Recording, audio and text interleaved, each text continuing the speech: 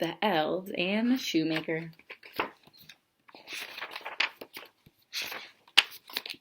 A long, long time ago there lived a shoemaker who fell upon hard times.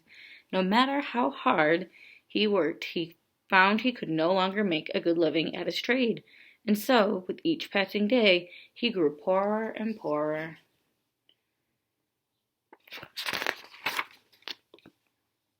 At last the day came when he had only enough leather left to make one pair of shoes. That evening he carefully cut the leather into pieces, and he laid the pieces on his work table. Tomorrow will be here soon enough, he thought. I will finish making the shoes tomorrow.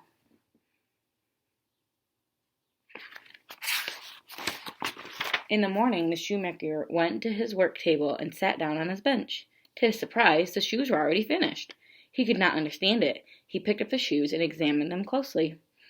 They were perfectly made. Every stitch was just where it was supposed to be. I could not have done a better job if I had sewn these shoes myself, he exclaimed. Before long, a wealthy customer came into the shop and saw the shoes. He liked them so much that he bought them at once. He paid far more for them than he would have paid for ordinary pair of shoes.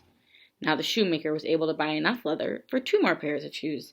He cut the leather into pieces, and he laid the pieces on his work table as he had done before. Then he went to bed.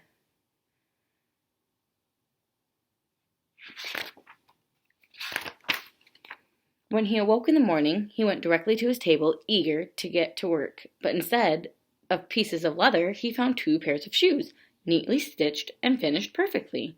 Before long, he had sold the shoes and received enough money to buy leather for 4 more pairs.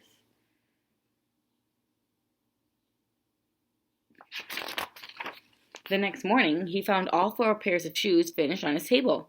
Night after night, the same thing happened. Whatever he cut out in the evening was mysteriously sewn together during the night. Soon, the lucky shoemaker was making a good living at his trade once again.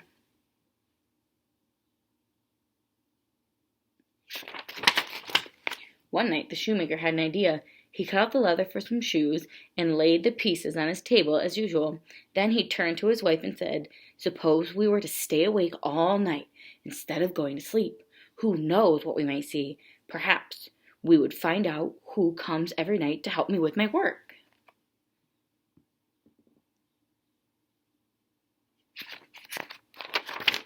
The shoemaker's wife agreed. She lit a candle and placed it on the table so they could see better. Then they hid in the dark corner of the shop.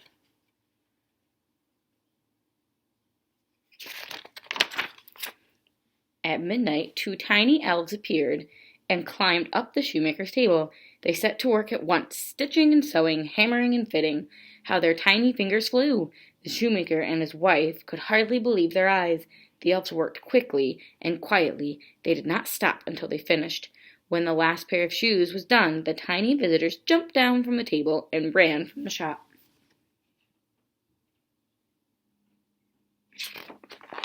The next morning, the shoemaker's wife said, "We must do something for these nice elves. Surely, if it were not for them, we would still be poor."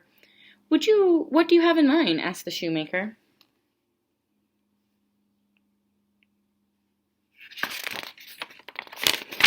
And his wife replied, "It is cold outside, and they should have warm clothing for the winter.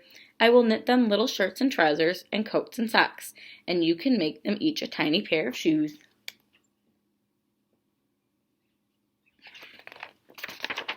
"Agreed," replied the shoemaker, and he and his wife set to work at once. By nightfall they had finished everything. They laid each outfit on the work table. Then they hid themselves so they could watch their tiny visitors without being seen.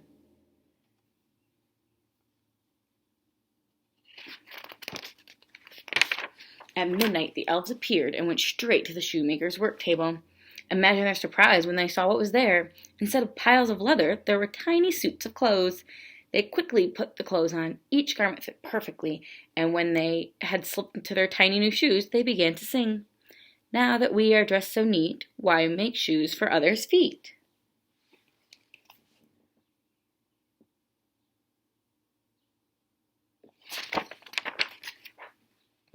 Then they jumped down from the work table and danced all around the shoemaker's shop. Finally, when it seemed as if they could dance no more, they opened the door and skipped off down the street.